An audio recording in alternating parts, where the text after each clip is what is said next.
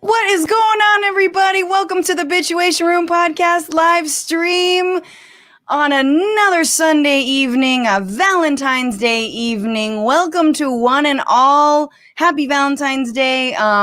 Happy Chinese New Year. Chin Yin Kuaila, as they say, I think. Sounds about right. I think so. That's the Mandarin version. Yeah. That voice and face that you see next to me is beautiful. Beautiful. Thank you.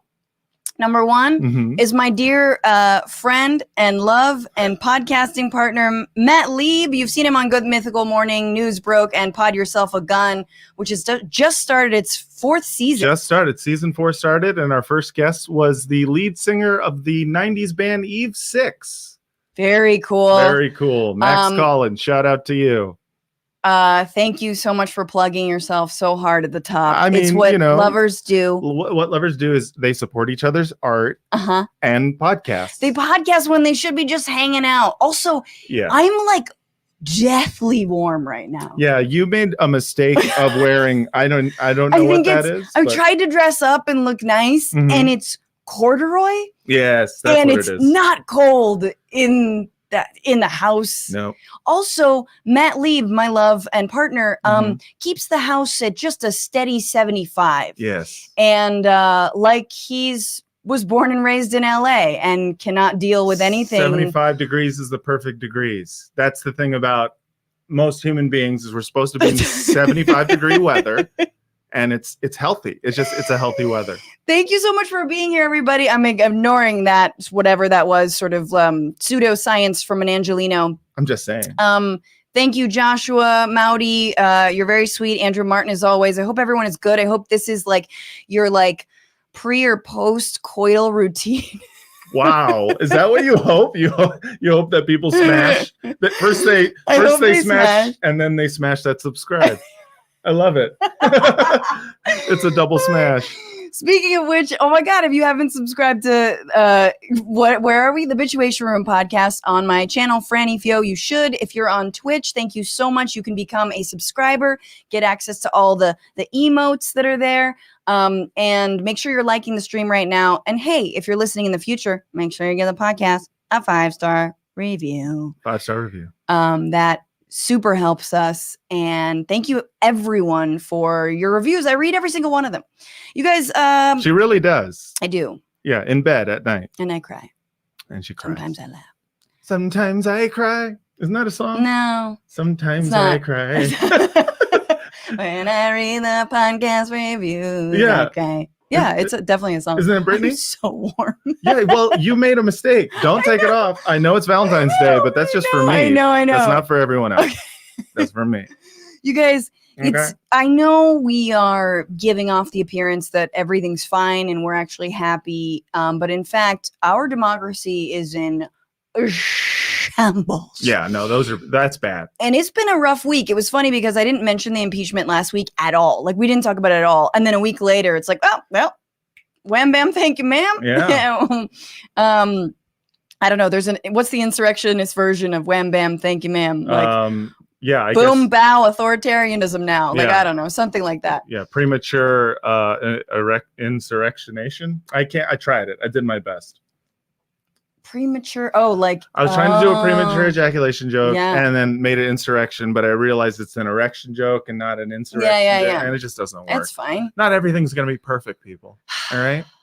We're not perfect. It's not about us today. It's about the democracy. Yes, it's about democracy and the impeachment. You. Obviously, this was the second time Trump got impeached, and we are looking at the ins and outs and all of it with the what have yous. The what have yous with Eugene Daniels of Politico. He is a correspondent. He's a writer. He's awesome. I'm excited to hear from a perspective of someone inside the belly of the beast, so to speak, inside DC. All up in them guts. Gross. Can I know. You not? I'm sorry. It's Valentine's Day. I can't not think of sexual. You can't not be romantic. My God. So thank you guys all for being here. It's we're gonna get into we got lots of good clips. Great clips. And then we're gonna have a final segment about we're bringing back a segment, sort of a fan fave, or I don't know, my fave, which is my sources say, looking forward to 2024 and Trump and what we think will come out of this political moment, because it's a pretty important moment. But keep all the comments coming. Thank you so much. And also, you can become a patron of this show, and you can get early access to all of our bonus episodes, which my love over here, Matt Lieb, often joins me on. We try to do them as much as possible. And for the people who've become a patron, thank you so much. You can go to patreon.com/Bitchuation Room to join. You can support the show. The show is a scrappy little labor of love. I do every single Sunday, dedicated me to you. It's my big Valentine's. Yeah. And people should know, because I don't think you never say this on the show. So no one knows this, but you spend literally all of Sunday on working on this show. Yeah. Sundays are off limits now. Like if we want to go visit my nieces, I can't do Sundays. If we want to, my parents' house, want to go to the beach, can't do Sundays. I go golfing. I'm a great partner. That's what I do on Sundays. It's just it's my alone day. So I go golfing. So she works all day for you people. And that is why you need to become a Patreon right now. Yes. Patreon.com/Bitchuation Room. And thank you to the people who've become patrons at $10 or more. You get a shout out. Here we go. Cool song. It's a great song. Kevin MacLeod.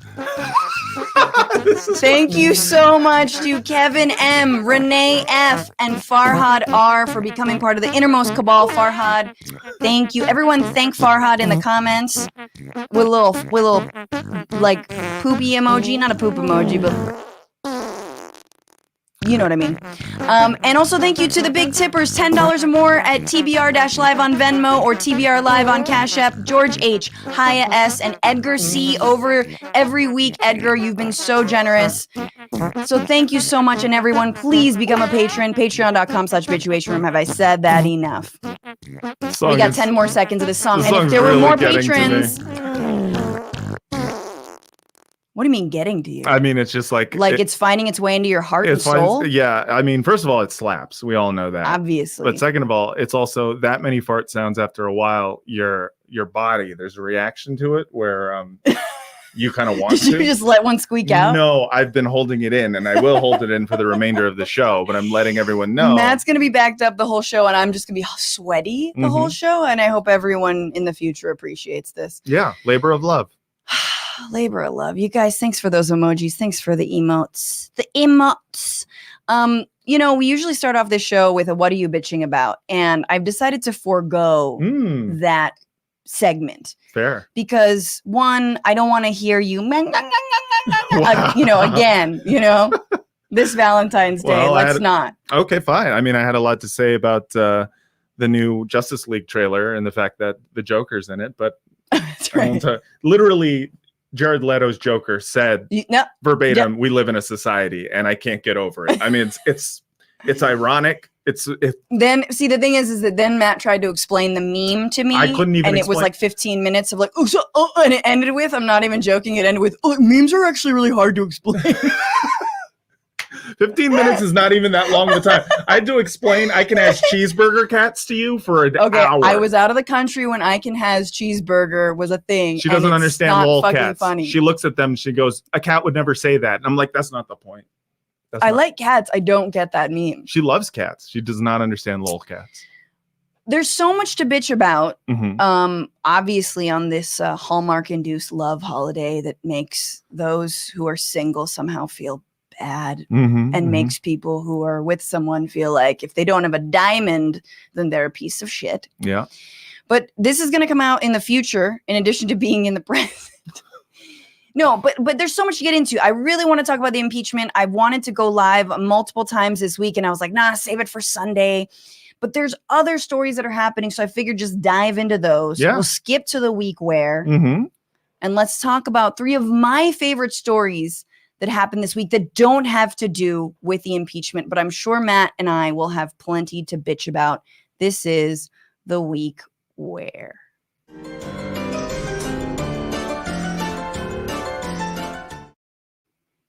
I love to see that there's at least there's 640 of you between YouTube and Twitch, and that really means a lot, even though it's Valentine's Day and you guys Yeah.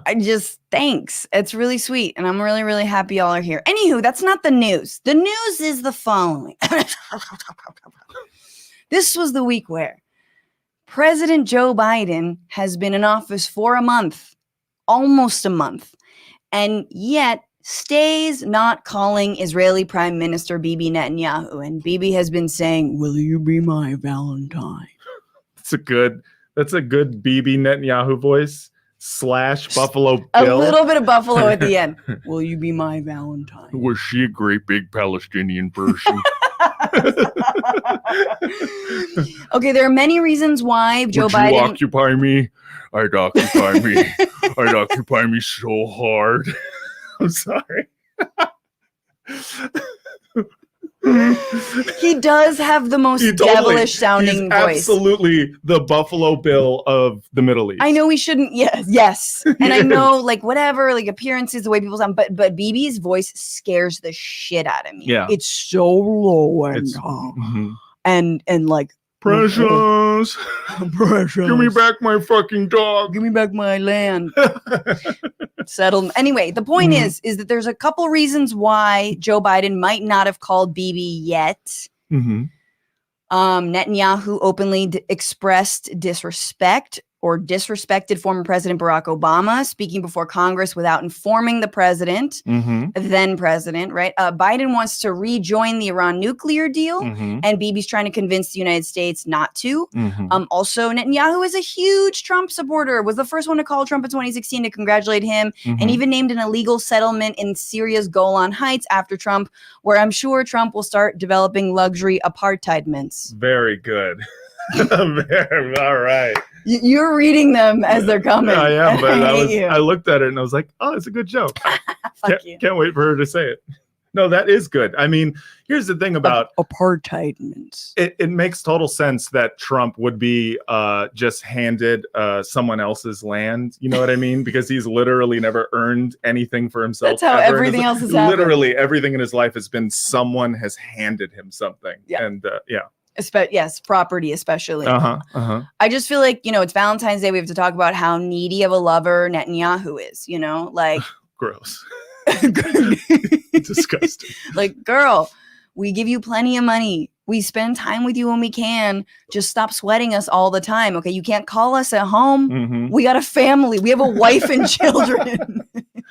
I love that he's the mistress. Yes. Yeah. He is. We have to pretend to be in love with, this country. The administration, though, of course, the Biden administration swears it's not a snub, but that Biden has already called, let's not forget, China, Mexico, the United Kingdom, India, France, Germany, Japan, a lot of South countries. Korea, Russia, not Israel or Saudi Arabia. Damn. Like the sort of tag team bullies of the Middle East, as I call them. And just so you understand, Saudi leaders, if you're listening, let me explain. It's like Biden is chopping up his attention into smaller pieces and distributing it around, like you can understand that, right? Right, guys? Remember when you chopped that journalist? No, you didn't have to explain it. Anyone who watches your show is very familiar with what you're talking about. All right. But anyway, it's, I'm curious what you make of this. It doesn't really mean that much, but it also, anything that's not like a full, like, open embrace, like let us like nuzzle our little, beaks next to one another. I don't know. I'm imagining like puffins making out, like nature documentaries where they're just like between the US and Israel. If that doesn't happen immediately, it's always like, oh my God, we're anti-Israel. Yeah, right. If it's not two sea otters just holding hands and just like wading down the water on their backs, then it's like antisemitism is happening. I mean, the problem is that it doesn't mean anything because I think, and correct me if I'm wrong, but hasn't Biden gone on the record saying that he's not going to be moving the U.S. Embassy from Jerusalem? Yeah, and that, I'm not, it's very symbolic. I'm not sure tangibly how much that changes. It's symbolic. It is and it isn't. I mean, it is incredibly important. I mean, it would also be symbolic for, Palestinians as just a symbol of solidarity and to kind of show the U.S. at the very least turning a page away from the hyper right wing neo-fascism of Trump, to just move it back to Tel Aviv.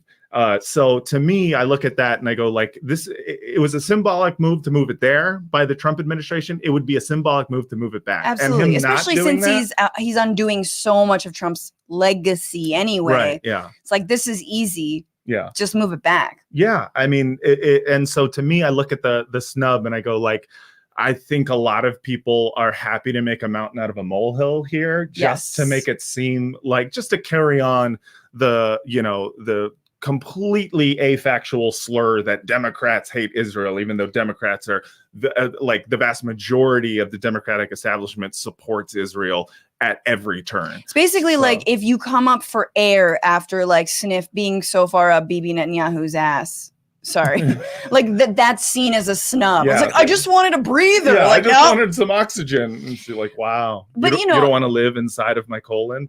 Wow. I didn't know that you hated the Jewish people. And it's like, whoa, what the fuck? But I mean, this is the thing, like even under Obama, where like arguably there was the most daylight put between US foreign policy and Israeli foreign policy, there was still crazy collusion between, whether it was against the Iran nuclear program or whether it was, Obama was on paper against settlements, which I think is really important, but the settlements continued and we didn't withhold any there's nothing funding. We didn't do anything. We didn't do anything about it. And so Biden is reinstating, number one, the Trump administration cut all funds to the Palestinian Authority. So this, this is huge, right? Like via the UN, the Palestinian Authority and Palestinian people receive a lot of necessary aid from the United States. Trump cut that. Yeah. Biden's reinstating that. And the other thing that happened that was not even a thing was that Secretary of State Blinken basically was like, well, the Golan Heights it's a matter of legality, but it's also a matter of security. A little bit like, look, it isn't he basically was saying it's an illegal occupation, but it's also necessary for Israel's security, as he put it, ergo nothing's going to happen. And of course, all of the right wingers and including Israeli press was like, oh my God, how dare he? How dare he say the factual thing that it is an illegal occupation of someone else's land. And that's like the crazy thing is like, he basically said in that sentence in the most diplomatic fashion, well, we're okay with apartheid on these grounds. We're okay with occupation on these grounds, security grounds, which is the same bullshit that, white South African people spewed during apartheid. Oh, our security. So he's saying, no, I know it's bad, but we're still going to let them do it. And of course, the right wing takes it and runs with it. They just go, wow, I can't believe you just said it was bad. Yeah. I can't believe you said it was bad. So we will for sure dig in more to the Israel-Palestine ongoing conflict and the occupation. We haven't done that yet on this show, and we need to. Well, we talked about it with Linda a little bit, Linda Sarsour, but great episode. You should check it out. It was a good one. It was very good. All right, well, let's move on. Second story I thought you guys might wanna could talk about. This was the week where Mandalorian star and former MMA fighter Gina Carano was fired by Lucasfilm or Disney, or they're the same thing. Same thing. For a social media post that compared holding conservative political viewpoints to being a Jew in Nazi Germany in the greatest misreading of the Holocaust since I skimmed Anne Frank while I was stoned in high school. Like, this post comes on top of other posts that she's done, and just trying to think of how you could misread it. Like you're reading it and you're like, okay, wait. So they're on like vacation, or I'm sorry, I'm stoned. Is she like? Who's this Peter guy? Is this like a Bumble date? And it's like, no, dude, this is the 40s. I imagine me reading it. It's obviously a joke, but I imagine me reading it upside down, like, woof. Yeah. Well, when you were stoned in high school, you mostly just read books upside down. Oh, that's all I did. Oh my God. Didn't you ever just get stoned and read books in high school? That's what the cool kids did. Totally. Never. Okay, so this post comes on top of other things she has posted that have done things like mocked the mask mandate during this global pandemic, mocked pronouns, and she's peddled false 2020 election conspiracies because she's a huge Trump supporter. So this is not the first, but this was the thing. And it was the latest in a long run of right-wing kind of like dog whistles that she was doing on her social media feeds. Right. Now, some people have said, including this author Jonathan Chait for the New York Magazine, that like she's being blacklisted for her political views and that what she posted wasn't anti-Semitic. And I just want to talk, because I feel like we have to talk about what actually was posted and read it. So I just want to read it to you, what she posted. She wrote, Jews were beaten in the streets, not by Nazi soldiers. This is not what she wrote. She shared this meme, excuse me. Right. Jews were beaten in the streets, not by Nazi soldiers, but by their neighbors, even by children, because history is edited. And most people today don't realize that to get to the point where Nazi soldiers could easily round up thousands of Jews, the government first made their own neighbors hate them simply for being Jews. How is that any different from hating someone for their political views? Can I first say... A lot. Yeah. A lot. Nobody's arguing to round up anybody right now. Anyway, go ahead. Can I first say that you couldn't first say, I had to first say. No, anyway. I will know. Can I second say? Can you second say? Yeah. Can I second say? Oh, first of all, I mean, it was blatantly offensive because it was so ridiculous. I mean, you're born Jewish or you convert to Judaism. You know, when it comes to a political belief, like being a right winger or whatnot, it's like, you're not born a right winger. All right. I'm sorry. You're just not. And then also, you know, political beliefs actually had zero to do. It didn't matter if you were a conservative Jew, right? You know, you were still rounded up. So obviously, you know, we don't need to get into like debunking it. But the weird thing about it is, in the post, they wrote, because history is edited, most people today don't realize that to get to the point where Nazi soldiers could easily round up thousands of Jews, the government first made their own neighbors hate them simply for being Jews.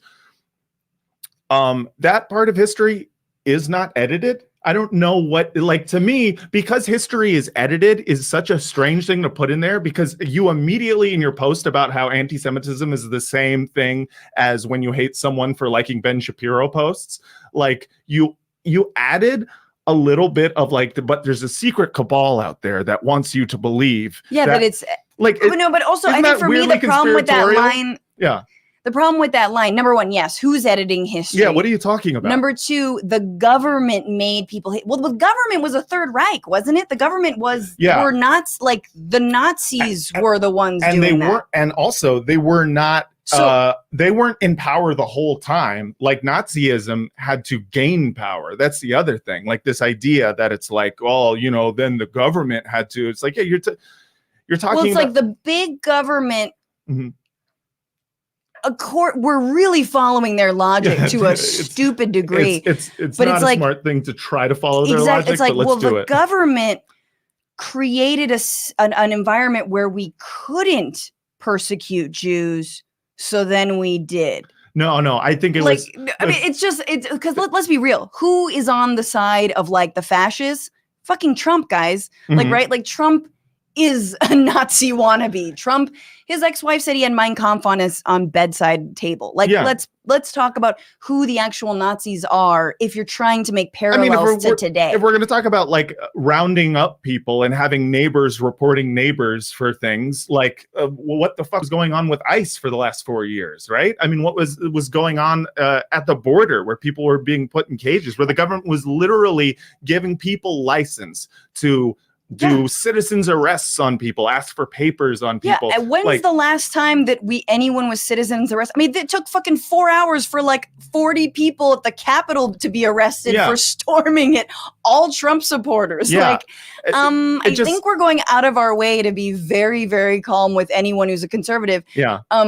So it's a ridiculous post. It's completely. A ridiculous post. And do you think it's anti-Semitic? It's an interesting question. I think it is. I mean, and here's the thing. I think it's anti-Semitic because in general, people like to put whatever struggle that they're currently going through into like the frame of Hitler or Holocaust. People do it on the internet all the time. And I don't think that necessarily that is always an anti-Semitic thing. I do think, though, that if your particular ideology is that of fascism, or is that the exact same ideology that the Nazis subscribe to, then yeah, it is anti-Semitic, because you're literally using the logic of the Holocaust to try to make yourself into a victim, even though it is your literal ideology that killed 6 million Jews in the Holocaust. So, yeah. So like, to me, it's a slap in the face to anyone who has survivors in their family, or who has or who just gives a shit or knows what the Holocaust was. Yeah. Yeah. I mean, and let's be real. This is not the first anti-Semitic post that she's made. I just want to share this cartoon that she also reposted. Let me see where that at. Here we are. Oh boy. So she posted this a while back. All we have to do is stand up and their little game is over. And so if you can't see this, and if you're listening, it's basically a Monopoly board being held up by the backs of what seem to be people of color. Like, I think they're just bald people. They're just bald people. I don't know. It's weird. They're like very svelte. Anyway, yeah. Doesn't matter.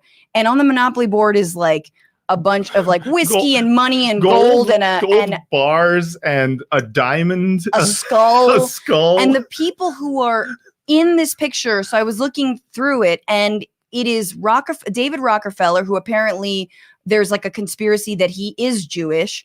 There's George Soros over to the right, excuse me, almost to the right. The two in the middle are the Rothschilds. And then there's like a former secretary of national security who's Jewish, and then over on the right is this another Jewish billionaire, Nikki Oppenheimer. Oh, so if this shit, this is some anti-Semitic shit, like that. I mean, should have let you known already. Do you have to have one of the guys literally just holding a diamond? Like, come on, man. Like, it's so on the nose, people. Like, I understand that, like, you hate Jews, but, like, have a little class, you know? Like, these guys are just so obvious with their anti-Semitism. And, yeah, she posted that. She posted that, and that didn't get her fired. And so, look, the other thing you should know, okay, I have a few things I want to read, which is basically, like, I definitely felt like there was something weird about her. I liked Mandalorian, but I was also like, something's going to happen with this person. Interesting. You know, and I couldn't tell if it was because she was just like a bad actor but I felt like she definitely felt like a person who, like, let's not scratch the surface, because I feel like she's going to have some really reactionary takes about the empire. You know, she's going to be like, you know, like, the Force is a mutation that you get when you get vaccines, you know, like what, you know what I mean? The government puts metachlorians in your blood to track you. Just like straight up like QAnon Star Wars energy at the same time. Yeah, so it always felt like, okay, the Mandalorian and her, it's like a relationship of convenience. You know, she's some muscle, okay, but don't talk politics in the downtime. You know what I'm saying? Yeah, definitely not. But I also want to just say, like, the other part to this is that she has a new movie deal with none other than Ben Shapiro's Daily Wire. That's right. Gina Carano is going to be starring and producing and directing. I don't know what she's probably going to have to do it all, because I'm not really sure about the Daily Wire staffing. She's going to have a Ben Shapiro produced film, which is just so perfect. It's like, you know, in his little safe space. And here, I imagine his safe space is Austin, by the way. And I imagine going something like this, you know, like, in a world where your memes have been silenced, where you can't call the cops anymore because you'll get canceled. One woman answers the call for justice for the injustice that's in your mind. It's Super Karen.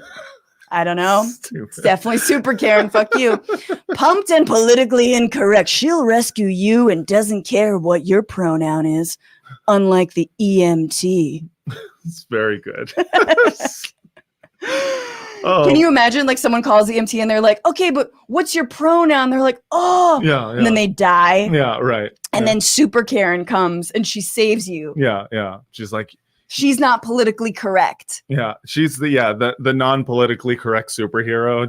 Just I only save people who are white, and then they fly away. Like, Jesus Christ! I think you're a supervillain, Karen. I mean, it is. We won't talk about this now, but I do feel like all superheroes are low-key fascist. Yeah, no, that's true. But Super Karen definitely is. The last thing I'll say is I think that, conservatives, this whole like using the Holocaust as a reason to make themselves out to be the victims is like so perfect when it comes to like the right's ideology about themselves, like the persecution complex. They want to be persecuted so bad. Like, I feel like Ben Shapiro's kink is just for a police officer to actually put him in a chokehold. Like he would come immediately. Yeah. That's why he's like, I don't know why they banned chokeholds. That shit makes me come so hard. He's like, oh, I just want to feel oppressed. Oh, thick ropes. No, but like, oh my God. No, I'm sorry, but it is just like, it's so perfect that, she immediately got a job with the right wing, because it's like, it's the social safety net for right wingers. Like, they are against a welfare state except for themselves. You know what I mean? So as soon as you get canceled, there's a nice little right-wing social safety net of just like, hey, we're a bunch of right-wing grievance grifters, and we'll give you money just to talk about how aggrieved you are. Yep. Yeah. So yeah, that's most of YouTube. Smash that subscribe button. Just last thing on this, this senator wanted to weigh in. Oh, God. Ted Cruz wrote, Texan Gina Carano broke barriers in the Star Wars universe. Not a princess, not a victim, not some emotionally tortured Jedi. She's played a woman who kicked ass and who girls looked up to. She was instrumental in making Star Wars fun again. Of course, Disney canceled her. You know what's really funny about all this? Someone was showing online, they're like, here's a fun game.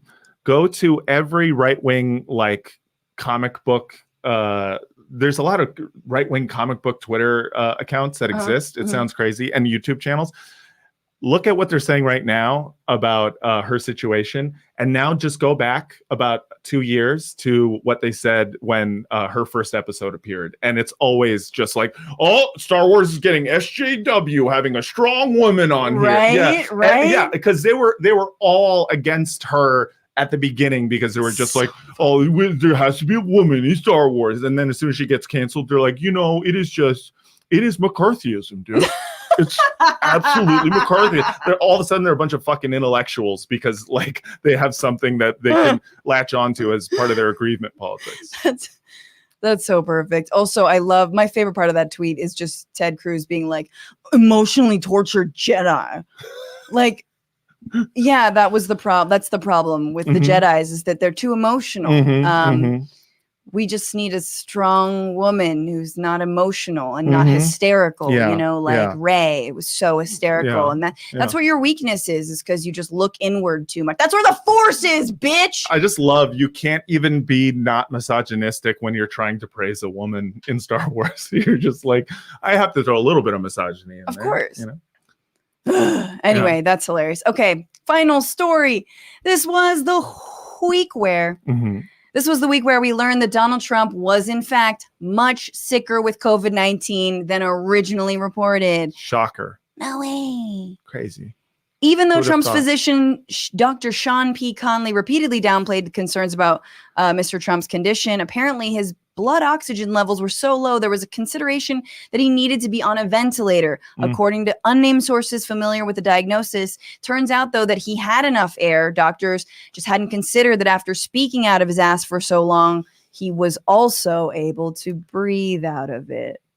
Boom. It's like a blowhole for the blowhards, baby. Roasted. Shut the fuck up. I just got him. Why couldn't Why couldn't he have died? Oh, I couldn't even die. Are we allowed to say that? Are you allowed to wish death upon ex-presidents? I feel like once they're not presidents anymore. Look, he's already been impeached. I just know that the We're third not impeachment wishing trial, death. It's just a question. the third impeachment trial, they're definitely going to bring up all of my clips from this show, from my stand-up routine where I talk about my mom wanting to assassinate the president. No, you have to be specific here. She didn't want to assassinate the president. She just thought it was a good idea if someone else did. Someone has. Yeah, that was the word. That's different. Someone has to. And it was her mom. It was my mom. My mom is a very sweet woman. Yeah. She's not an MMA fighter. No, she's not. She just looked at the situation and very soberly was like, somebody has to kill him. But okay, 78-year-old woman. This is just like, obviously we knew he was sicker. Obviously he was struggling to breathe. It makes me so mad that I lost an uncle, but Chris Christie is still alive. Unbelievable. And whatever Regeneron or Remdesivir, I mean, whatever medicine that they got, that they rammed through the FDA process to help them and theirs, not one Trump official. Herman Cain. Poor Herman Cain, the one dude. Yeah. One guy. Yeah.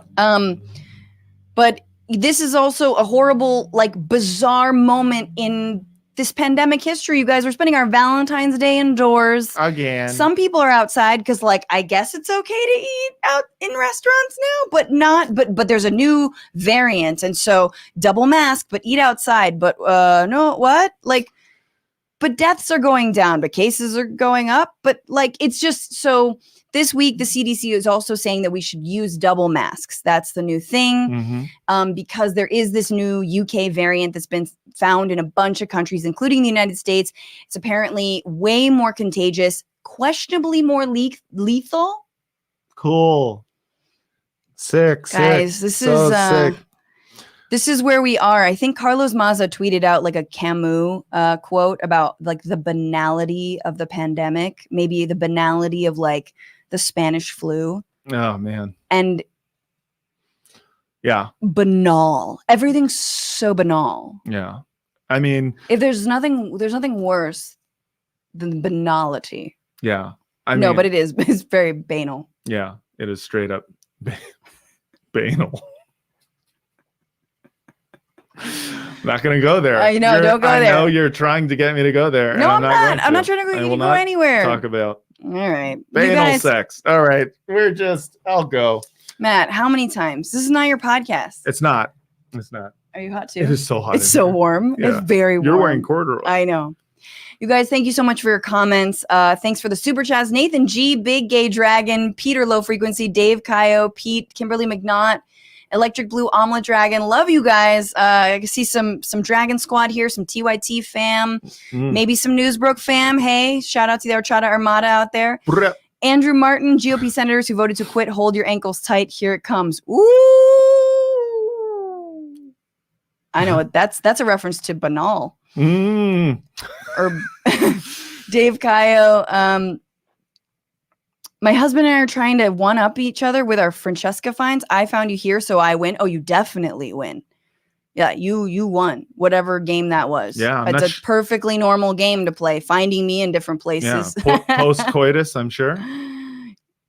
True. Peter Low Frequency, thank you for giving me Sunday content. You got charisma and a meaningful voice that helps me put my own thoughts into words. Just let the fart out, by the way. Thank you so much, Peter. I think he might already too late. Has done. Stephen Waddy, Palestinians need vaccines. Yep. Absolutely. Cody Roy, freedom of speech in not freedom from consequences. Yeah. Yeah, no, for sure. Is not freedom from consequences. Thank you so much. And also for those on Twitch, holler on Twitch. I see a lot of YouTube. Holler on Twitch. All right. You guys, we're talking about the impeachment, the highs, the lows, the what the fuck happens, the why weren't there witnesses from someone who's in the seat of power, or very close to it. You guys, this is The Sitch.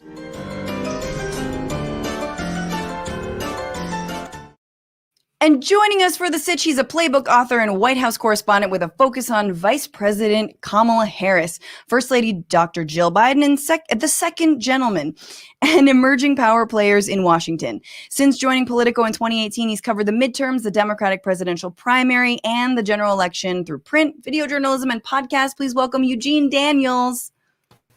Hello, good to be here. Thanks for Thank having you me. so much. Oh, thank God, someone other than this. Excuse me? Wow. This just What a walking- fun little throuple Valentine's Day date that I had. Such a fun First one. This is my first throuple too. Yes, I know. Thank you for joining us. Oh, I wish we were talking about something more, sexy than Impeachment. the impeachment. Conviction, acquittals are sexy Yeah. There, for somebody. I'm sure. Yeah. Yeah. you know what is interesting though, Eugene, and I'm not sure how you read this or how it read in your circles, but this whole week has actually been like pretty good television. And one of the first things that was like criticized from the first impeachment when it was like Trump putting the squeeze on Ukraine to dig up dirt about Biden is people, including the media, was like, this is boring. It was kind of boring, right? The first one was boring because it was like a lot of we didn't have a lot of video. We didn't, and so this one we got to see a lot of speeches. We saw people busting through the Capitol. So it was a little bit more exciting. And I think that it seemed like people were talking about how high the ratings were, which is a weird thing to talk about when it's about impeaching a president. It's like a very important kind of like thing that we're supposed to keep high. But no, we in the media were able to bring it down low to just like think about how many people are watching this right now. Yeah. Look at the numbers. Look at the numbers. That's sort of why we were talking about how when the media was grilling the Democratic leaders, the impeachment managers for why they didn't bring witnesses, you kind of felt like they were like, but we just wanted to cover this for another week. Biden's so boring, everything's so normal now. Exactly. The Biden, because I covered the White House, so they have been every time you try to get them off message, they're still very early on, but they're like, they give you the same talking points. I'm like, but literally on January 19th, you were giving me such good quotes. What happened to that? And so they are bringing boring back. And so people in the media are looking for something else all the time. Yeah, I know. But I'm like so excited to be bored by this administration. At least, just like I'm excited for the lack of harm to be done. So hopefully maybe a silver lining of all this is that COVID relief can happen sooner. I know I want to talk about that later, but just like, I don't know how to exactly jump into this whole conversation, but I do want to talk about the defense because it was very funny to watch, I think. So if you guys hadn't been watching, and there was a lot to watch, and it was actually pretty good. There was a few lawyers, jury's out on whether they'll get paid or not. They will not get paid. I think that's foregone conclusion. You can put this on your resume. They did it for the exposure, It's just like most Instagram jobs. It's just like, well, look at how many followers you're getting. Let me just say that whatever future job they're hoping to get, they're not gonna get it because it was bad. Yeah, even right-wing media was like, what the fuck are you guys doing? Right. But okay, so of the many things, it was so ridiculous that eventually, I don't know if y'all saw, there were like minutes and minutes of montages of Democrats saying words like fight. Madonna made it in. Madonna. The video. Johnny Depp made it in. Really? It was a little strange. Johnny Depp going like, has an actor ever killed a president before? Literally. No, actually. So drunk. Yeah.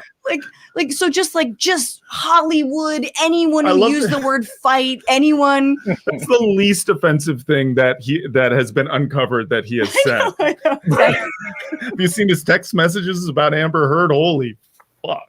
Exactly. It was like, really, Johnny Depp? Yeah. But okay, so there was all kinds of defenses that it was Trump's First Amendment right to incite violence, even though the First Amendment doesn't protect the incitement of violence, that BLM was worse of course, there was a giant sort of montage dedicated to the violence that happened over the summer. But I just want to play a few things and then, Eugene, get your thoughts on the defense generally. Here's some choice moments that I highlighted for everybody. The fact that the attacks were apparently premeditated, as alleged by the House managers, demonstrates the ludicrousness of the incitement allegation against the president. You can't incite what was already going to happen. This trial is about far more than President Trump.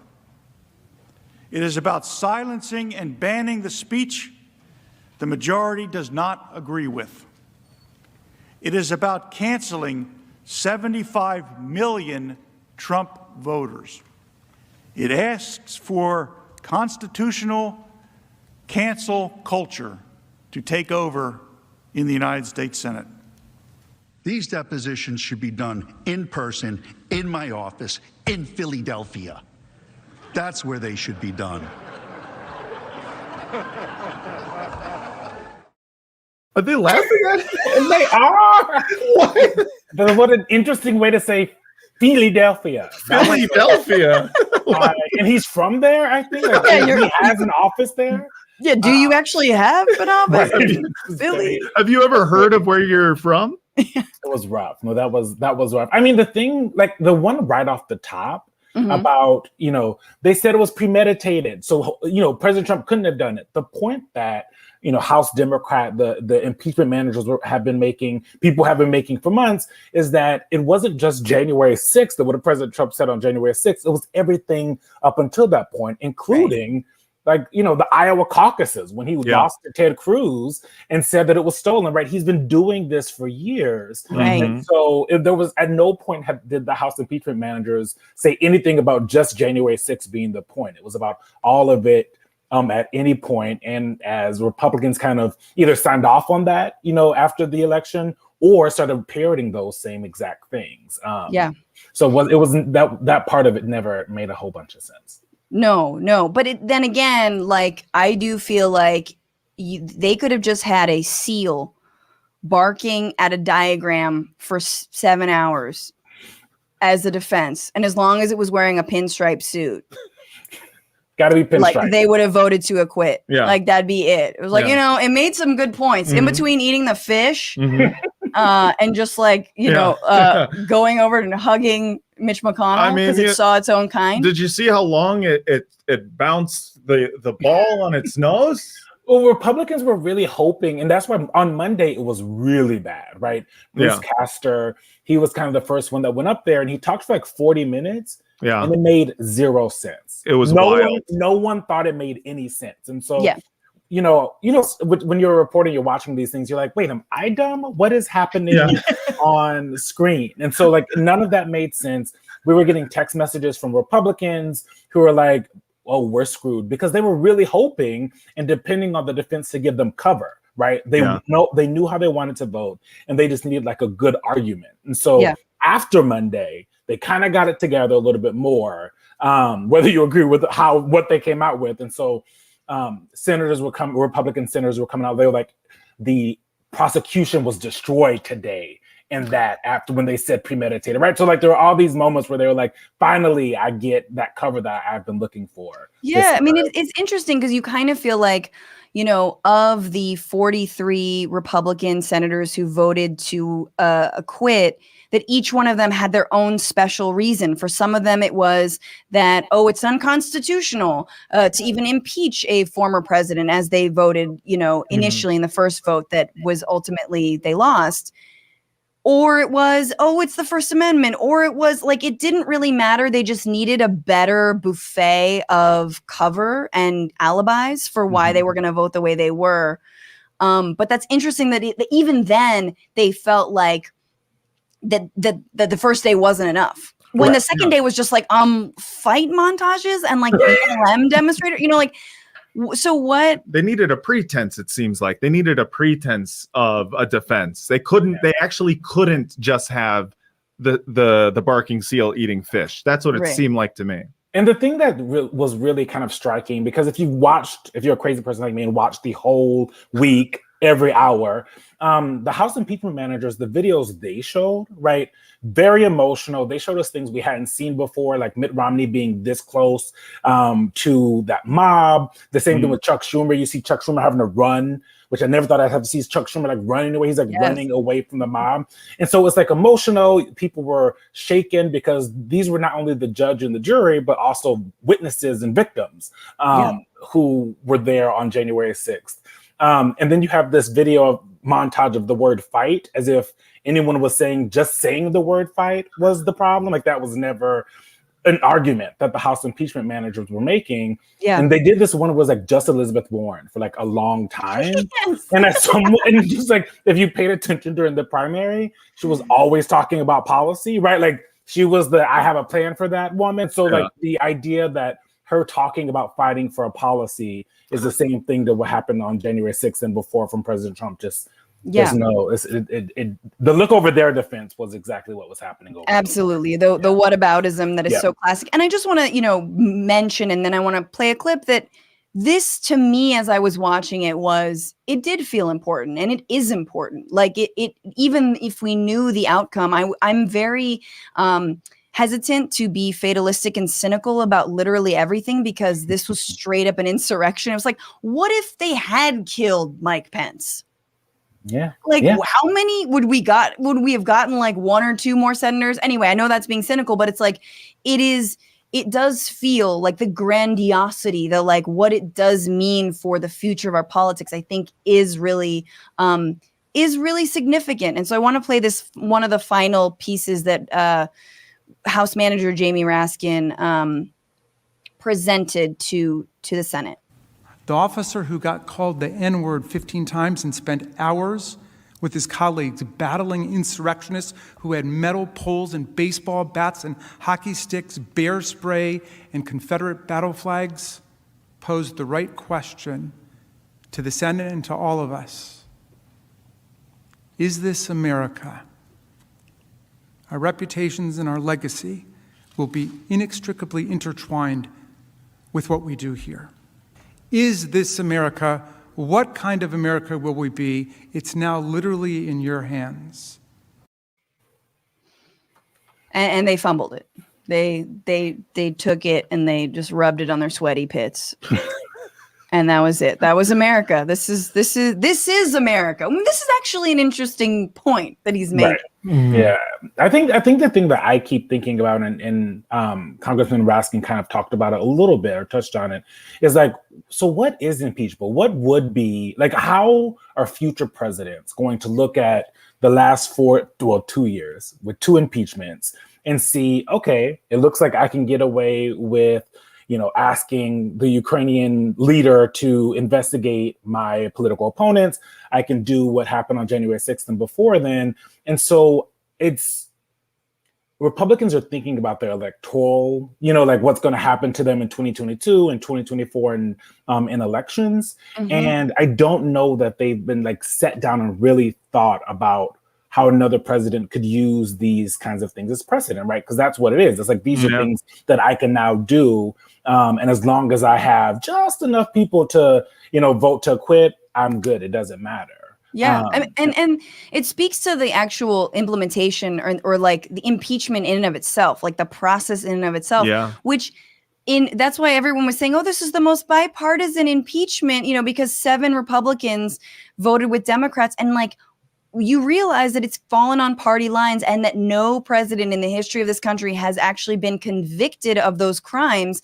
And seems like the final nail in the coffin for the idea of ever getting any kind of justice out of an impeachment process. Absolutely. I feel like it's like, this is it. And to me, it's 2 things. One, it's the 2-party system, which is completely hamstrung no matter what. I mean, we think we're in a more divided time now, but clearly we're not. And then number 2 is the Senate, the unrepresentative Senate that, not to remind everyone is completely undemocratic. This is a graphic. This is white power in many ways, because it's representing the amount of the white minority rule that the Senate currently has with 38 million people combined elect 30 GOP senators, with 40 million residents elect, 15 states with 38 million people combined elect 30 GOP senators. California with 40 million residents elects 2 Democrats. Excuse me. By 2040, roughly 70% of the country will be represented by 30 senators. The remaining Americans, who are disproportionately whiter, older, and more rural, will have 70 senators. So 30 senators to 70 senators. That's why this graphic is saying, calling it white power, calling it, others call it white minority rule.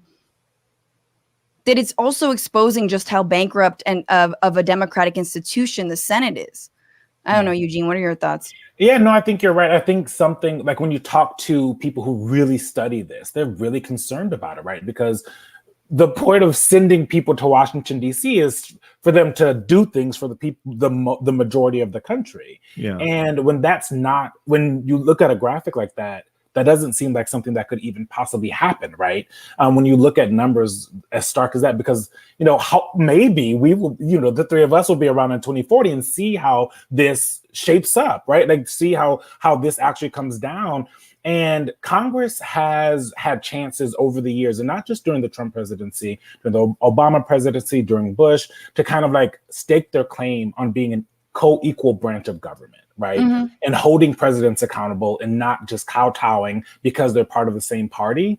And both Democrats and Republicans have failed in this instance of doing that over and over and over again. And so they're going to have their 100 senators, their 538 members of the House. However, they're just going to basically be doing what the president says, right? So you have this conversation about what is the balance of power? What does that mean?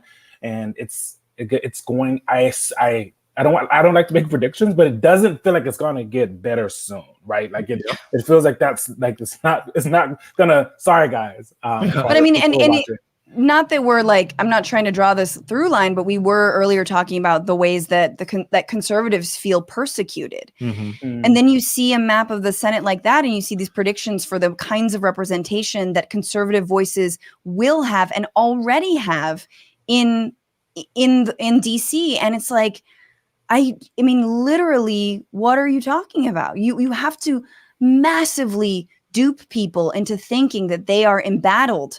Just like, racism dupes people into thinking that, white people are embattled, when in fact, on paper and in power, that's not the case. Well, I mean, Trumpism as a political theory, right? Yeah. Is the politics of contempt, is the politics of like victimhood. Mm-hmm. Like someone's taking something from me, stealing something from me, someone's doing something to me. And that is like, President Trump didn't make that up. Former President Trump didn't like make that up, right? He didn't create the politics of contempt, but he was the only person on that very big debate stage in 2016 for Republicans to say, I can benefit off of this in a way that I didn't think so, right? Everyone else was not ready to flirt with that because of what happened with the Tea Party. And Republicans were still having issues thinking about what happened with the Tea Party and how the right had taken over the Republican Party. But President Trump had no issues with doing that and casting, people who, may not actually be victims as the victims of, Black and brown people in this country. Yeah. I want to ask you about the witnesses kerfuffle. And Representative Raskin defended the House impeachment manager's decision to not call witnesses, to make this a very short trial. And they were hounded on Twitter for it, right? They were hounded by a lot of folks. People were like, Democrats just really love to lose, et cetera, et cetera. What is your take on that whole witnesses thing? And if you can explain sort of what happened. Yeah. What a weird, it was like 2 hours of like not sure what was going on.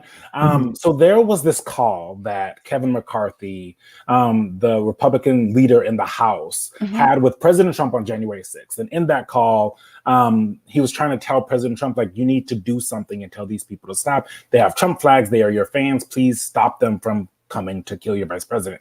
And President Trump said, this is Antifa.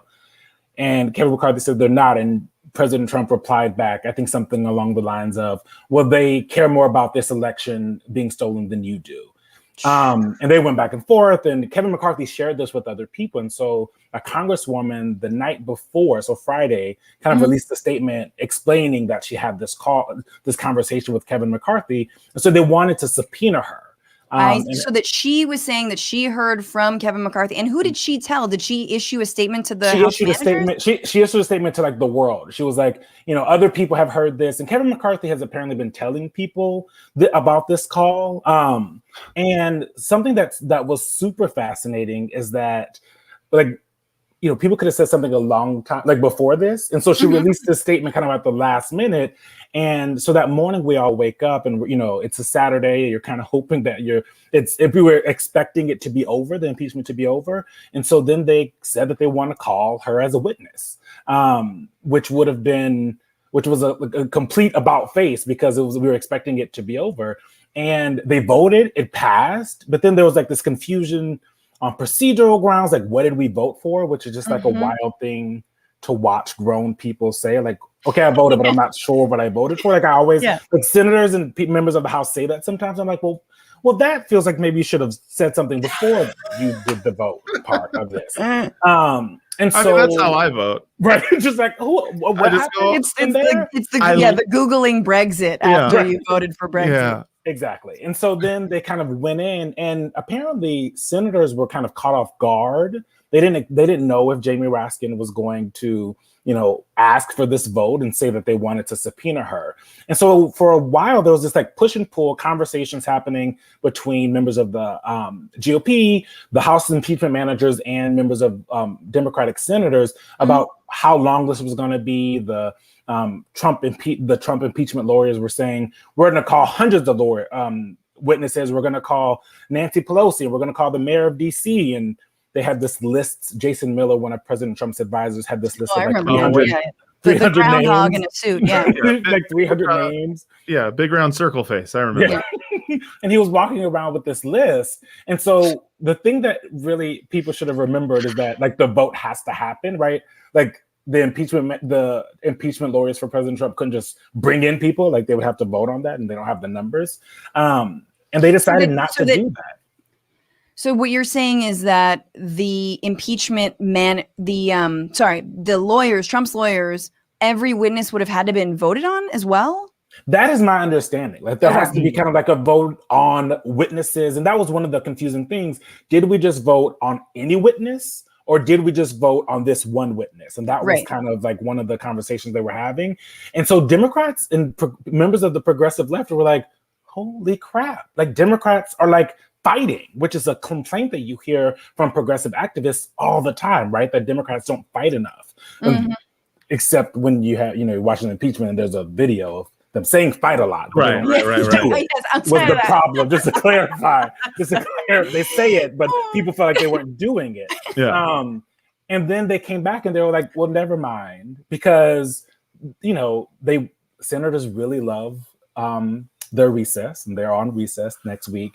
They didn't want it to be more dramatic. And I also think, and the Biden folks, our sources are telling us like they not have a hand in this conversation at all. However, I do think like Senator Coons from Delaware, he's a friend of Biden's. I really think they wanted to make sure that Joe Biden is able to do something in the next few weeks, right? You have COVID relief. He has all these big things he wants to do, and you can't really do it when there's an impeachment trial, right? And so there were all these different calculations that different senators were making, and the Biden agenda kind of won out on witnesses. But her statement was put into the record, but we already saw it, so like it didn't.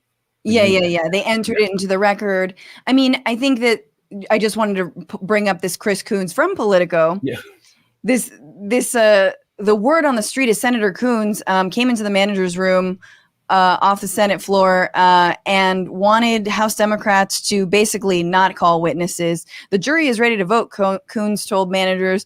According to a senior House Democratic aide, people want to get home for Valentine's Day.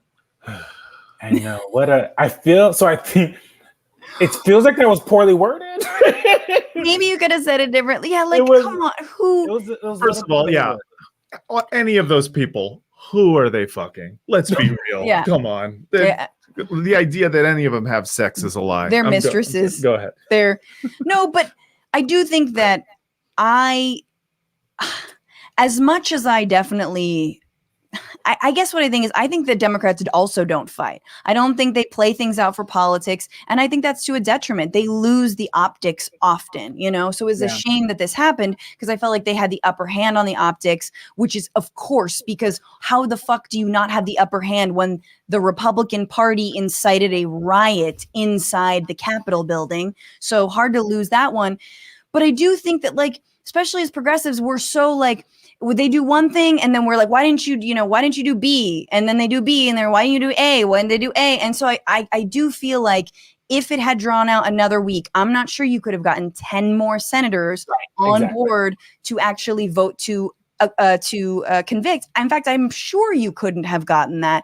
That would have just been to sort of have this moral underpinning throughout, you know, the next couple of weeks where we consistently talk about how bad this was, which maybe that is a good thing to keep on talking about it. But you're absolutely right. It probably would have delayed this other much needed COVID aid, which I think, as someone who really believes that Biden needs to get stuff done if we're ever to prevent like future, you know, Trumps and or Trump himself from coming into office, like we got to get to work.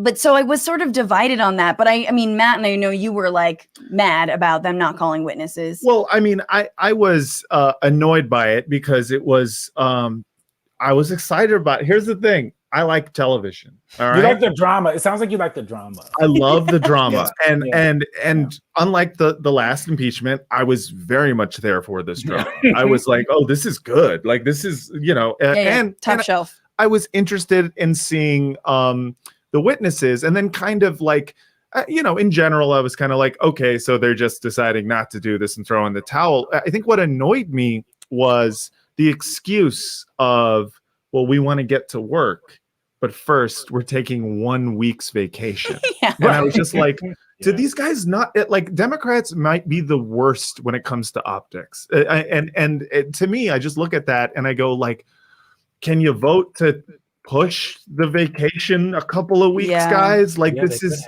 it's just to me so counterproductive. Yeah. I mean, they were really worried they were going to lose those votes, right? They had those, they kind of knew that somebody was going to vote to convict, and they wanted to make sure this was bipartisan. But then there was another side as you're having this conversation. You kind of brought this up, Francesca, about this idea of this moral underpinning, right?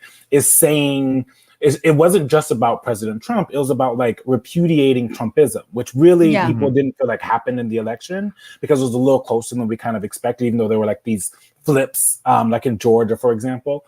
And I think, you know, when the House impeachment managers were up there, they weren't just talking about President Trump. They were talking about all of the things that had happened in the Republican Party over the last 4 years. And I think they were hoping to drive that home, but not without no witnesses.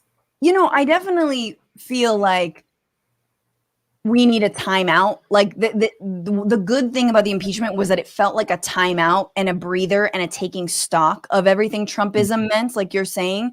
Like when I was watching it, I felt like we were like exercising Trump from our political process. It was like this inventory, of everything that he's incited. It was like oh yeah, I had forgotten about that thing. Oh yeah, I forgot about how he relished in that, you know, brutality. And it was necessary. Like, I felt like that's so necessary. And we could have, I mean, there is plenty of material to keep on going. I get it. The senators, you know, average age is like 85 or whatever, but like they are tired. I understand that. But I do think that's why I'm torn, is because I'm like, that would have been good television. It would have been dramatic, and it would have been this like massive taking stock. The problem is that the other side would have brought in like Melissa Carone to talk about how she found votes in the bottom of her purse. You know what I mean? And like, which also would have been very entertaining. And I'm there for it. You know, but or like, you know, or getting some police officer who was, you know, whose friend was killed in the line of duty to talk about how Black Lives Matter is the real threat. Like, we would have gone so far off topic. So anyway, but it's shoulda, woulda, coulda. Yeah. And ultimately the result was the same. Yeah. To me, I think that is one of my main frustrations is I think we knew this going in. We knew that likely getting enough votes wasn't possible. But we also knew that not impeaching him for the most impeachable offense that I could think of in modern American history would be the wrong message to send. Yeah. So knowing that, that they weren't going to get the votes anyway, to me, it just seemed weird to be like, well, this is kind of dragging on, so we're just going to stop here. And it's just like, yeah, we knew it was supposed to drag. This is all political theater, and you can't stop in the middle of it and just be like, I know that the show is getting really exciting, but we gotta go home.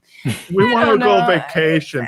The last thing I'll say is, like, I think without the damning footage, without the never before seen footage of, yes, Romney and Schumer running for their lives, without the shit that was just right before our very eyes, then I do think that witnesses would have been good. And of course, I'm fascinated to hear from some of these Capitol Police officers what it was like. Yeah. So on that, I do think it was a miss, but I'm also like, the evidence was right there. It's just so there. Anyway, like I said, if we could have a timeout, if we could have like a breather, a national like taking stock, and then time in, then that would be great. But we're in a really shitty moment as a country generally. It makes me think of this old Cat Williams sketch where he was saying he was like, do we have to marry a president immediately? Like, can we take a break? Can we just date a couple people like for a while? Take a break, see how we like them. Because I think you're right. I mean, there was this, the last 4 years for everyone, Republicans say this, everyone's, Democrats obviously, but like the last 4 years were exhausting. You know what I mean? Like it was exhausting for everyone, like just the way the fury at which things were being thrown at us, right? Mm-hmm. My phone has been so quiet. Like the tweet, like even just like the tweets, like literally, like it's just like, boy, should I check? And it's like, oh, you don't have to check it at 3 a.m. You can just sleep like a person. And I think so the country is trying to figure out what normal looks like. Yeah. However, you have this thing that happened on January 6th, and Democrats are saying, we can't let that go. Right. We shouldn't let that go as a country. And we still have yet to have a good, healthy conversation about what happened on January 6th. Yeah. I said this after AOC did her Instagram live, right? Mm-hmm. Where it just we have not had that fulsome conversation. We definitely didn't have it, this week during impeachment. I don't know if we ever will have it. But we have to, right? Because after 9/11, we had a conversation about that. After what happened with Steve Scalise and the other Republicans, when they were shot, like we have to stop and look at the things that are happening, so that we can fix them. And and same goes with COVID. I mean, this is the thing. Like, first of all, this is not the end. There could be a criminal trial, and there could be lawsuits from those who died or family members from those who died on January 6th, pinning this on Trump. Like there could be. I mean, his own lawyer was like, "You take him to court as a criminal, not as a president." Well, and don't get me wrong, he belongs in jail. What's a weird? Yes. Everyone was like, "What? Excuse me." Mitch McConnell did the same thing, right? He was like, take him to court. But wait, don't. Okay, fine, I guess. Yeah. I wanted to play that actually because McConnell, in the most like fun house mirror, bizarro world moment of the week, like minutes after the vote to acquit happened, and he voted to acquit, even though he said maybe he wouldn't before, said this on the Senate floor. There's no question, none, that President Trump is practically and morally responsible for provoking the events of the day. No question about it. The people who stormed this building believed they were acting on the wishes and instructions of their president. And having that belief was a foreseeable consequence of the growing crescendo of false statements, conspiracy theories, and reckless hyperbole, which the defeated president kept shouting into the largest megaphone on planet Earth.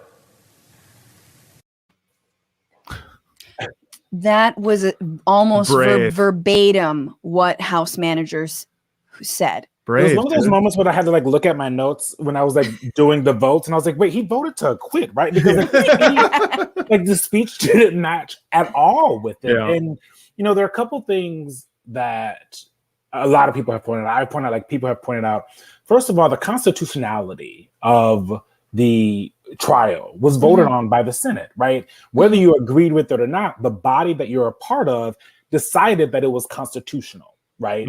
And so the leaning on whether or not it was constitutional after the vote was done and you lost, it was interesting. And most importantly, he was the guy when this happened and right after the House voted to impeach that could have started the trial immediately. That was on him. He could have made that decision when he was majority leader. Would it have finished? I don't know. We got 5 days in, so it could have, right? It could have happened. We were running right into the inauguration of Joe Biden.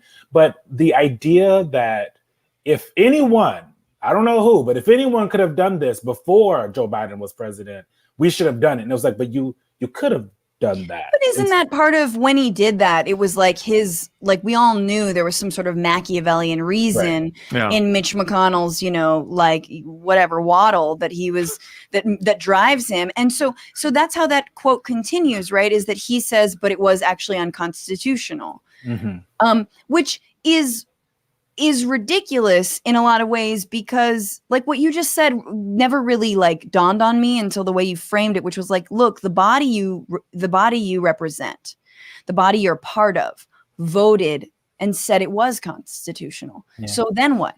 You can't just go back on the way you personally voted. You have to represent that body. That body represents the American people.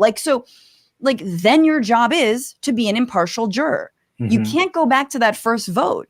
That's a really interesting point. And it's talk about putting country over party. That's what happened with Senator Burr, right? Like he voted that it was unconstitutional, but then he lost. And so he said this in interviews afterward. He said, well, I lost. And so now I had to look at it based on the facts that were before us. And also the Congressional Research Service, which is like a nonpartisan organization that looks at different rules like this. Most of the constitutional experts said that this was constitutional, that you could do this, right? And so, the leaning on something that is it was like a very small number of people who were saying out of the Senate who were saying that it wasn't constitutional. And so leaning on that is, how history looks at that is going to be fascinating. How history looks at a lot of this shit. Where do you think, first of all, like beyond what his duty was or whatever, what do you think this means for Republicans? You're up in there, you're in DC, and you see the changing of the guards, out with the tacky Trumpers and in with a little less tacky Biden folk.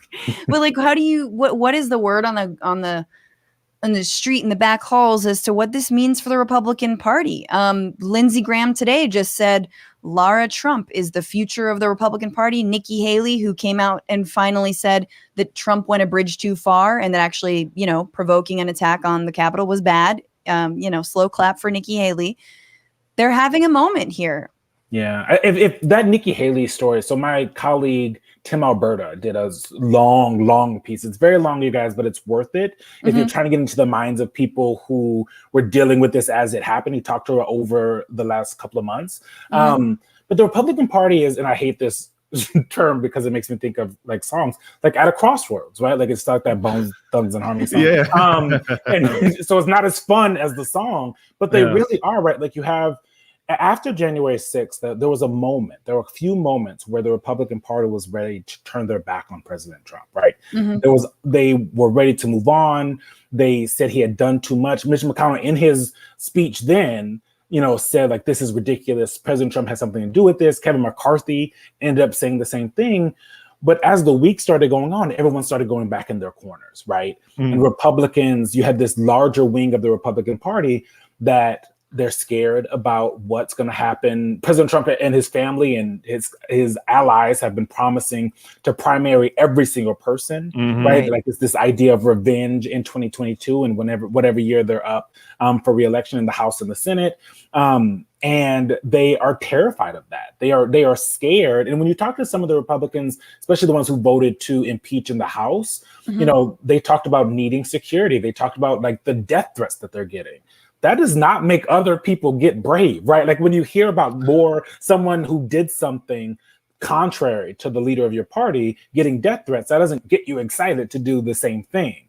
And so they're making all these different political calculations, electoral calculations, personal safety calculations, which is kind of wild to think about, right? You have the leader of their party who is not saying to his people, do not do this to people. Don't make these threats. Don't tell people you're going to hurt them because they voted to impeach me, right? He kind of revels in this revenge, and he has this PAC that has raised tens of millions of dollars, and he's going to use that money and travel around the country during the primary season, primarying all types of people. Those seven people that voted to convict, the ones that are up, and whenever they're up, they're probably going to get the same thing. And those 10 in the House, you should be sure that they're going to get a primary from further on the right. And so the Republican Party is dealing with, how do you deal with a president this hasn't happened before. No other presidents kind of like been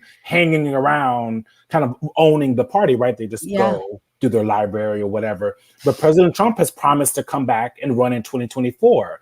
And so how can they do anything but do what he says? Because for the last 4 years, Republicans, if you said anything against President Trump in the Republican Party, it was like, you're disloyal, you have to go, you can't be in the party. So how do you run a primary if he's in it? How do you even think about Nikki Haley, for Ted Cruz, for Marco Rubio, who wants to run for president again? How do they even do it, right? How can you even do it if President Trump says he's going to run? Yeah, I mean, they're cowards. They're cowards, and they're cowards for two reasons. One, they have no moral center. They're cowards. But they're cowards because they're literally scared for their lives. I mean, I've said this on the Damage Report tomorrow morning, but I'll say it again, that like, it is only a matter of time as a Republican before it is hang, insert your name, hang Mike Pence, hang blank, hang there's no amount of sycophantism or tree or whatever the suffix of that is. Yeah. I mean, before your name, and you're the one everyone's going to call for, because if you step out of line at all, with this insane, dumb Hitler, right? This stupid Nazi, then like they're gonna try and primary you. I have different thoughts about whether that could win, like whether or not truly Trump cares about anyone besides himself, or even his family. He doesn't give a fuck about his family. But Matt, do you want to step in? Well, they could have, if they're worried about Trump running in 2024, they could have fucking convicted him. And impeached his ass, like convicted him in the impeachment, disqualify him from running again. And here's the thing: it seemed like a perfect solution for them. It seems like a perfect solution. I don't understand it. And you could say, sure, well, they're still worried about their jobs, about being primaried. It's a shitty job. Just go to the private sector. Like, these guys are acting like money isn't all they care about. And yeah, sure, they care about power and they care about looking good at the cafeteria in the Capitol or whatever, wherever these, slugs hang out. But like, I just, to me, like, I will never understand. I don't think ever will understand people's insistence that that them losing an election is somehow this like career-ending injury. Like, okay, so you get primaried. Big fucking deal. Write a book. Stand up but also stand up for yourself. If you get primaried, then there are a few representatives in Congress, Republican representatives, who are trying to carve a line out, trying to articulate something different. I think that's good. I think that's important. I want to move on to our final segment, Eugene. It's so late for you, and I so appreciate you staying up on this Valentine's Day. Of course, thank you. You're great. You're so insightful, and I'm really happy to have you on. And our final segment, looking into 2024. This is My Sources Say.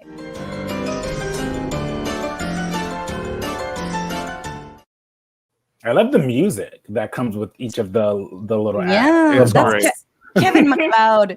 So you sort of dug into this, Eugene, about 2024, but this is the question. There's already been folks pandering some pretty unpopular thoughts out there about how it doesn't matter if Trump runs again in 2024, he'll be defeated handily. Oh God, oh God, oh God, oh God, oh God. We've heard that before, right? We heard that in 2016. I mean, these guys, it's like they've all taken like forget pills, and they're just like, well, nothing happened in 2016. Trump is not a threat. Yeah. It's anyway. So what are your thoughts on the year 2024? The next, who's going to mount a challenge to Joe Biden, Kamala Harris? So on the Democratic side, right? Like we've kind of all been waiting with bated breath, trying to, as reporters, to hear what's going to happen with Joe Biden, right? Mm-hmm. He is the oldest president in history that is, to be inaugurated. He always said he was a bridge. Yeah. A bridge to what? We assume Kamala Harris, who's his vice president, right? But when you talk to his aides, they push back on any kind of insinuation that he's not going to run again, because automatically he's a lame duck, right? You have 4 years of lame duck, so he has to at least seem like he's super interested in doing that. If not, Kamala Harris is going to run. There's probably some very progressive people who will run that are younger.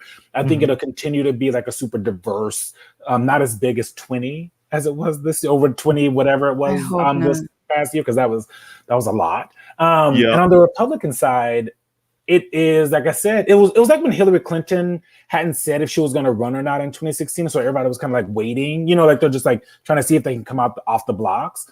And when she did, basically you had Bernie, who was a surprise of that, that did so well. But then you had like Martin O'Malley, and I am blanking on the other gentleman. I'm sorry, sirs, but it was a long time ago. Was it Chafee? Lincoln Chafee? Lincoln Chafee, and I'm not even. It doesn't matter. Here we go. And so like that is kind of what's happening, right? Until President Trump like really says he's going to run, all the people who want to, the Nikki Haley's, the Josh Hawley's, the Ted Cruz's, the Marco Rubio's, maybe people like Ben Sasse who voted to convict President Trump, right? And has been talking very sternly about President Trump and Trumpism and what happened on January 6th. So both the Republican Party is going to be the most interesting story of 2024, I think, because that primary is going to be either they're going to completely embrace Trumpism as like the defining definition of what their party means, or they will try to exorcise it out of the party, and whether that works or not is. So, but you definitely think he's going to try and run again, 2024? I think he likes the attention, like sources, like the people, my sources say, Thank you. That he really wants to stay a part of the conversation. You're much more interesting as a possible presidential candidate than you are as a former president, right? Like, when was the last time someone did an interview with George W. Bush? Right, it's been a very long time. I mean, he was a pariah until Trump, and everyone was like, "I guess he wasn't." Now people are hugging him, right? Yeah, and now people are buying his paintings. Right, lots of paintings, exactly. And so they are torn. It depends on who you talk to. Sometimes they say he really wants to run, but there are other times when I think. What I've been told is if President Biden does a good job, if Joe Biden has very high approvals right now, if he has high approvals going into 2024, and it looks like the country is doing well, it seems like President Trump will stay out of it, because like, what do you say to that, right? And he won't run, but he wants to stay a part of that conversation. So it's going to seem like he's going to run up until the kind of like the last minute, even if he doesn't. That's why we need this COVID relief, so the recession doesn't hit us as hard as it would have in Trump's wake of fucking death and destruction. Matt Lieb, what do your sources say about 2024? My sources have told me quite explicitly that we're not making it to 2024. It's very possible, Matt. I mean, we're talking about not just like the fall of the empire here, but we're talking about the fall of the climate. We're talking about super volcanoes going on. I mean, the idea of knowing anything that's going to happen in the next 6 months, let alone the next 4 years. 3 I'm just months. like, who knows? Am I going outside again? Yeah, I don't know. I know. I just like at this point, I'm just like every day is a gift. I'm just like You said that very ungratefully. Ugh, every day is a gift. Oh, I mean, a gift you did not want, like a gift. Right. Oh my God, Some gifts are socks, and every day we're getting 2021 is just like a pack of socks. A pack of socks, and I'm like, well, at least my feet are warm. I don't know what to tell you. Sometimes socks are good. That's all. Like we even can't ugly socks. Yeah, we can't get too as long as choosy. there's no holes in it. That's a sock. Right. So solid. Even one hole is fine. You can't have one hole. I see you guys are in agreement about the sock. A hole on the sock heel, regimen. I can handle it. So I'm gay, but I'm still a man, right? We're still like gross, like a holy sock is like I there are plenty of those happening. Yeah, one hole that's totally fine. I could see someone like my sources say 2024 is Ivanka. Oh, yeah. Like I could see her very much running. And I could see she would be our first Jewish people. female president. Oh, God. And as a Jew, that makes me want to throw up. She's also super interested in the Florida governor's race, just to throw that out there. I thought it was the senator. I thought she was going to give Marco Rubio a little run. You're right, senator. Sorry, there we go. Yeah, no worries.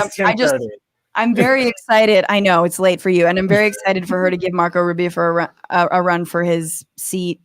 And I'm excited to see I'm excited to see Texas finally turn blue maybe one day. I don't know. I'm too hopeful because fuck that guy, Ted Cruz. Oh, never wanted to see someone unemployed so badly in my life. Like Ted Cruz just not being in power. It's the only thing that'll get me through this year. Yeah. What about this? Is this going to get you through this year? This is Ted Cruz. Ted Cruz's Joe Dirt haircut. It's a quarantine haircut. We're all having a whole different hairstyle nowadays. If you're listening as a podcast, oh my God, someone just took a folder up to the side of his head and buzzed around, I don't know how it actually happened. Definitely a stencil took place. My God. It's hard to say. That is hard to say. That is really Impeach disgusting. that shit, dude. Use the 14th Amendment. I don't even know if we can, but I'm gonna look into it. I'll get on the business case. In the front, tea party in the back. That's pretty good. Yeah, solid B+. Eugene Daniels, thank you so much for being here. How can people find your work? Thank you so much. At Eugene Daniels 2, I'm always tweeting. Political Playbook comes out every single day. I know that seems crazy because it is. They make us work all the time. Call them, help us. And on our website, politico.com. Where can we? It's Playbook is a show we can watch on YouTube, right? Playbook is sometimes there's things on the show, but right now it's a newsletter. So Politico.com I almost said now that I'm on it, / Playbook. And that's where you can find it. And every day we're writing something new, giving you scoops and insight. Right. No more Ben Shapiro, please. Tell your people.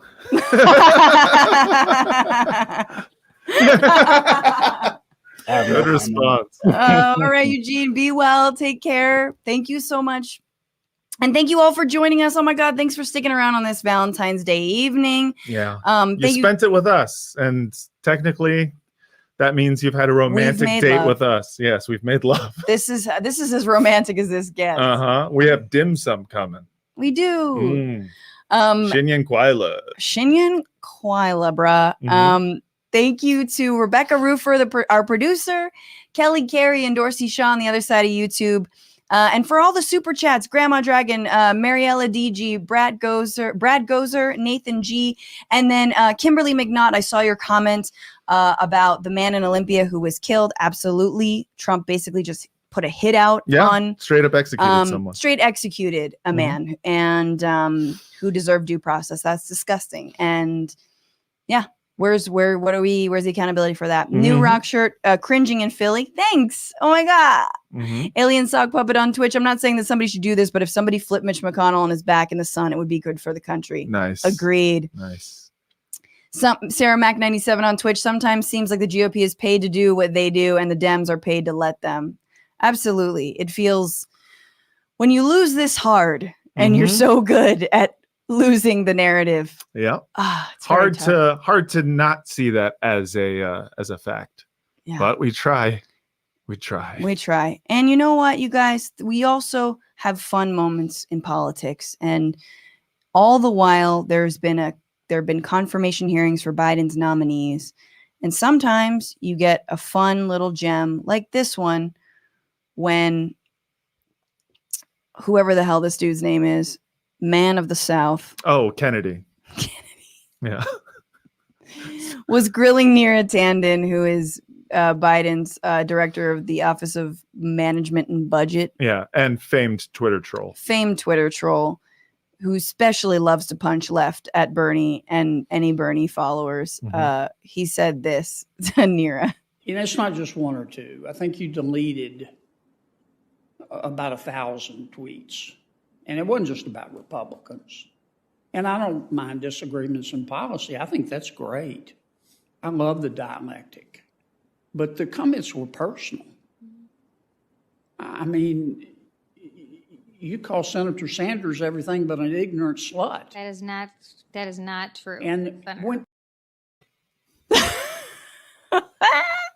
he's not ignorant, but he does love quite a lot. All people, the 99% of us. Yeah, not me, us. Not exactly. Are you willing to fight for someone who doesn't look like you? Well, Bernie is, because he is a slut. I love Slut Bernie. This is a new meme. It's him with mittens, but also with like a ball gag in his mouth. Slut Bernie. You guys, thank you so much for being here. Remember, become a Patreon, patreon.com/bitchuation room. You can tip the show TBR-live, TBR live on Venmo, or TBR live on Cash App, TBR-live on Venmo. And remember, fuck the patriarchy, fight the power, and don't just bitch about it. Be about it. Bye. Bye. Thank you, man.